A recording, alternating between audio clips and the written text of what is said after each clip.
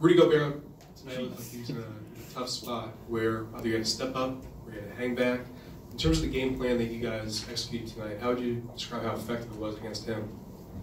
You mean James drives? James drives, the dump offs to Capella.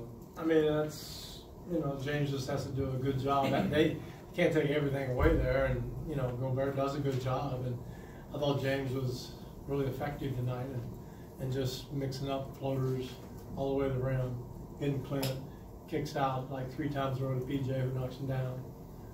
So we mixed it up pretty good. Spread, we had spacing was good. I thought it was great. Mike, what did you take away from Eric Gordon tonight, especially his defense on Mitchell? Well, Eric is, one of the better defenders in the league, without a doubt. Nobody ever talks about it because he's pretty understated, but he's so strong, and then he can, nobody can post him out. He puts his chest on people, keeps them out of the lane. I mean, he's just really good at what he does. Mike, in general, why do you think you guys were so effective defensively, keeping them really from getting in any kind of rhythm? We've been doing that for a while now. I don't think it's particularly against them. I just think that, for the last 2 months, since everybody got healthy and locked in, and we've had the same rotation, more or less, same guys in that mix that understand exactly what we want to do. We can get better from this. We've fouled way too many times and put them on the line. That's something that we have to cure for next game. But doesn't surprise me that we can defend at all. The way you guys have defended these last 2 months, does it take some pressure off when there's like ragged minutes on the other end, or not getting the shots you want? You're still not going to give up the runs. There you go. What'd you say, John? Okay, do it. The way you were defending these last 2 months, does it take some pressure off when there's some of those ragged stretches we saw offensively, where you're not getting the shots, you're not getting the fall?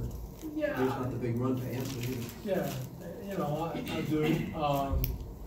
It's all kind of tied, and then again, playoffs should be different than regular season. Regular season, you're gonna have bouts of malaise, or just it's a long season, trying to look past people, whatever. But that shouldn't happen in the playoffs. You should be on your game for 48 minutes, and I thought for the most part we came out the second half a little soft, and we have to cure that. You can't mess with the game, and but we righted the ship and went from there. But like I said, the good thing is I thought we played great defense, but we can improve a lot. That's great. Mike, the aggressiveness, the assertiveness, other than that little spell in the second half, is that what you have to see from this team, considering what you want to accomplish in these playoffs? Without a doubt, and that's the key. And I think first half they only had 1 offensive rebound, and again we said if we can rebound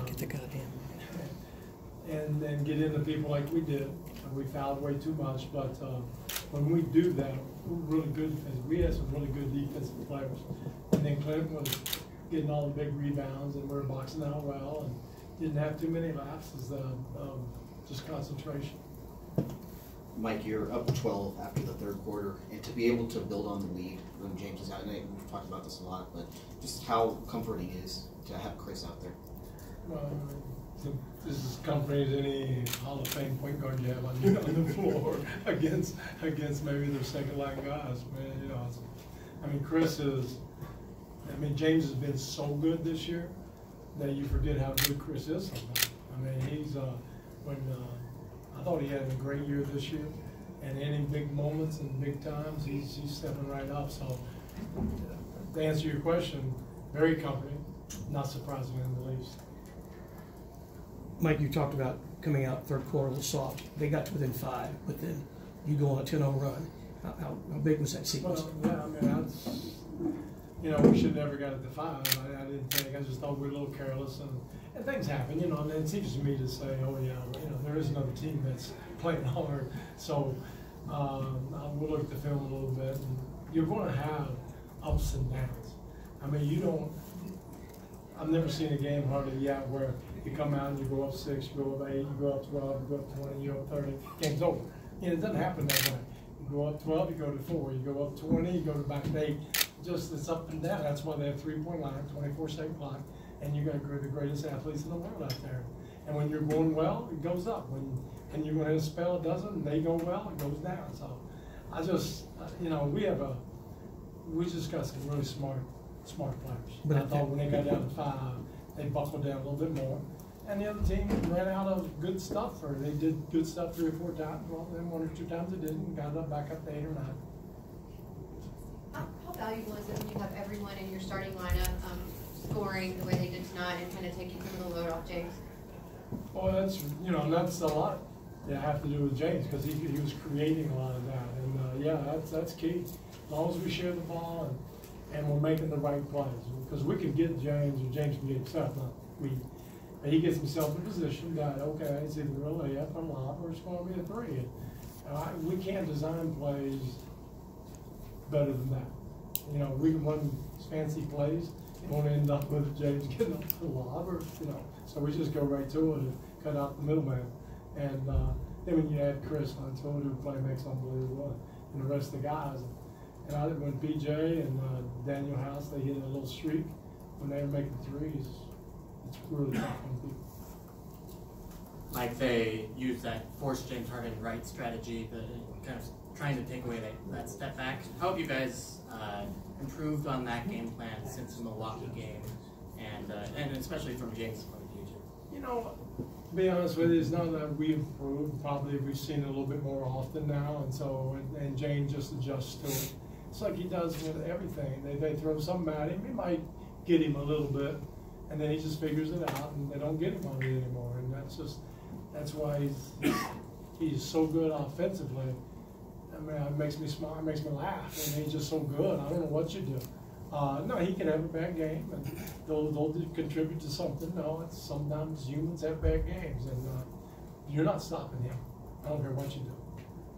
With how well they were, or how much they were helping on pick and rolls and James Harden going right, how well do you think Daniel House and other guys did attacking those closeouts and getting to the rim?